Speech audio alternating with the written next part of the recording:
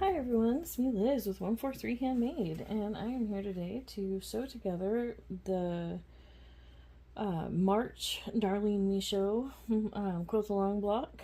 Um, so let's just dive right in and let's just get started. I was thinking that I would start by anchoring like these little pieces together, you know, the ones that obviously, need to be joined to something, and then put it back and go back and forth. So I hope you guys are all having a fabulous day. Still getting to know my new sewing machine here, so, be patient with me.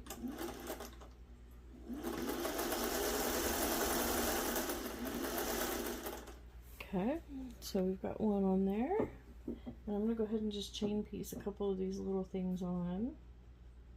I have another phone that I can look at to see the layout if I get confused.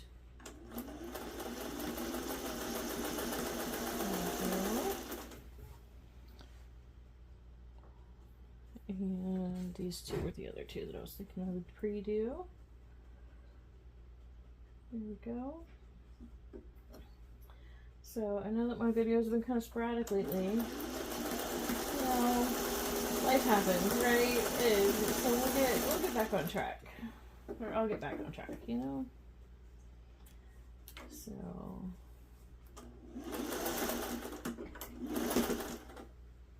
there we go. I'm going to use my little leader ender there. I'll do a video about those soon to explain those, but if you just look up leader enders, you'll find info online. So let's see. Here we go. And like so. Okay, and now let's see, like this piece was supposed to be one solid piece of fabric, but I found this piece. I was just doing some crumb quilting, and I found this piece, and it just fit perfect without any trimming or anything. So it was like, okay, yeah, I gotta use that, right? I can't ignore that. So there we go. No seams matching though. Oh.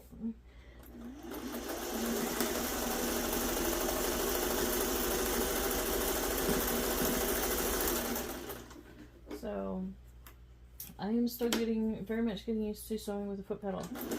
I am not used to that at all. Or the needle down, just like so many of the little features that like I really didn't think I would miss. I actually do of my old machine. But it is what it is. I love this machine too. There's definitely a learning curve that goes with this machine.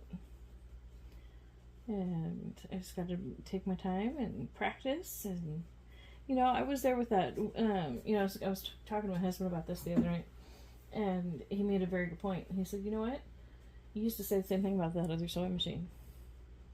And that actually really made me feel a lot better because, like, I had been here before, So, and I got confident and comfortable on that other machine, so I can do that again. Which was his point. That's what he was trying to be encouraging.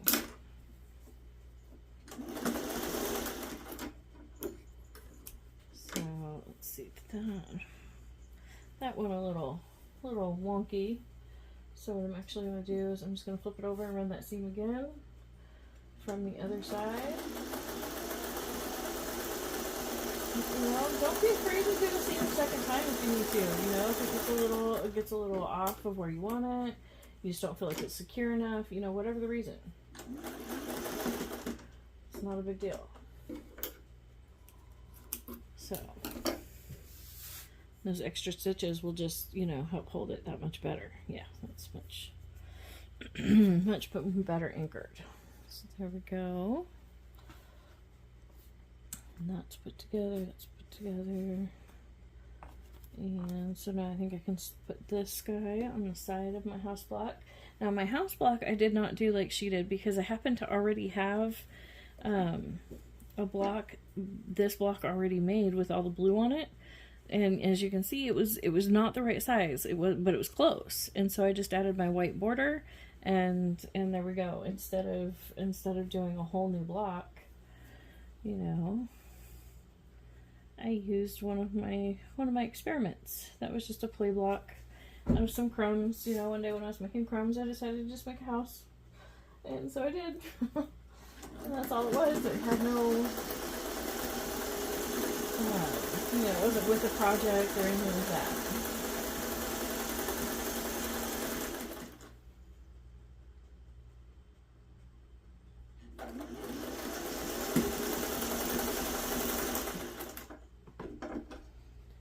So I am very much enjoying this series. I know that I'm a little bit late with this one, but you know, my sewing machine broke. It is what it is, right? You can only do what you can do. So now I'm going to take this upper section and anchor that on. So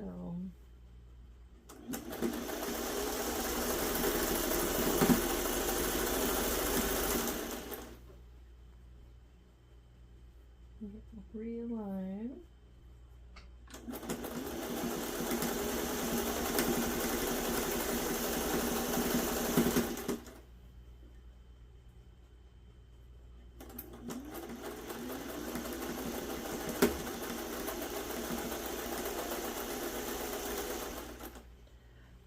Oh, also, I was wanting to mention, I don't know if you guys can hear it, if it's picking it up on the camera or not, but I'm working in my, what's supposed to be my living room, but I've taken it over as my craft room. So, but anyways, the restroom is just right there, and we have a leaky faucet. So if that drip, drip, drip is driving you nuts, you're trying to find out where it is, that, if it, you know, that might be that. But you know, I am tired of worrying about trying to make the perfect video, you know. I'm just, not that I've come anywhere close to that, but you know what I mean, that pressure that we put on ourselves to do things. You know, I always had this mantra in my head, which seems good, but gets in the way, and that's if you're not going to do something well, why do it? You know, what's the point in doing something? But yeah, like I said, that's really not good. It's not a good mental place to be in. And something broke. My thread broke, my bobbin ran out, something. Let's see. Here's my bobbin. Yep. I'll be right back.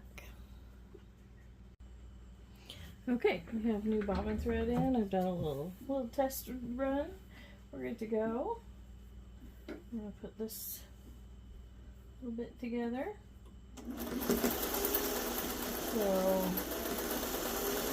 how many of you guys out there enjoy doing quilt alongs? Because this is, I think I've only done like 4 quilt alongs ever. So,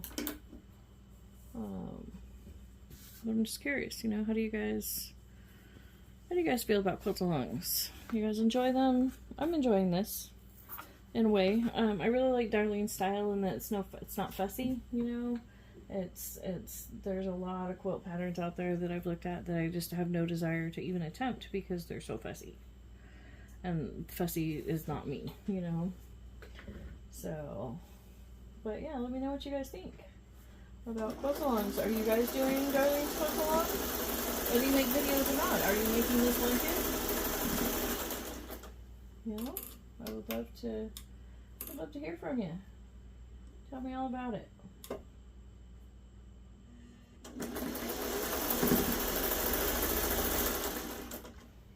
You know? Are you even a quilt maker? Or are you just here because of my other stuff and you just enjoy hanging out? That's cool too. I would love that. It's awesome in its own way, and I appreciate all of those minutes. You know, every single minute we spend together, it means the world to me. So, you know, just let me know. I would love to hear it. What was your favorite quilt along? If you have done them, you know, do you have a favorite one that you've done? Nope. Okay. You know, I might delete that. I might edit that out. I don't know. But if I don't, let me just say, Cats are cats. We have 10. Like, spats happen. You know, they aren't, it's not a true fight. They're fine. They startle each other and they yell and then they run away. Like, that's how it works. And I would not recommend having 10 cats, honestly. Like, I really would not. It takes a huge amount of work. So,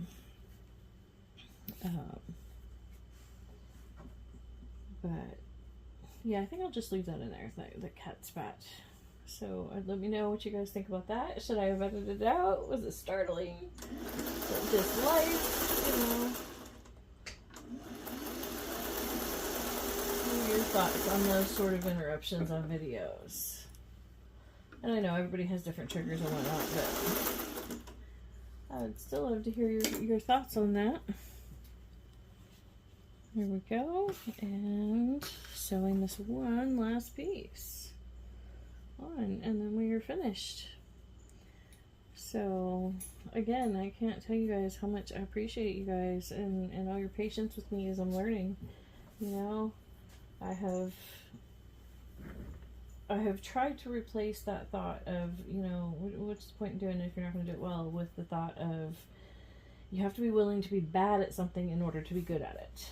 And so I know I have made, I don't necessarily know that I would use, you know, the word bad, but less than good videos. And so this is something I want to be good at. And so here we are, practicing being bad at it. Well, I figure out how to be good at it. You know? And I can't tell y'all how much I appreciate the support and the kind wishes and thoughts and again, all of that watch time that means, you know, so much to all of us creators, whether they say it aloud or not. It means the world to us all. Okay. And here we go. Finished block. Let me get over here in frame real good. There we go. So I really like how these are turning out. Super cute, super scrappy. And I haven't decided if this blanket's going to end up on eBay or not. We'll see. So thank you so much, and I'll see you again next time.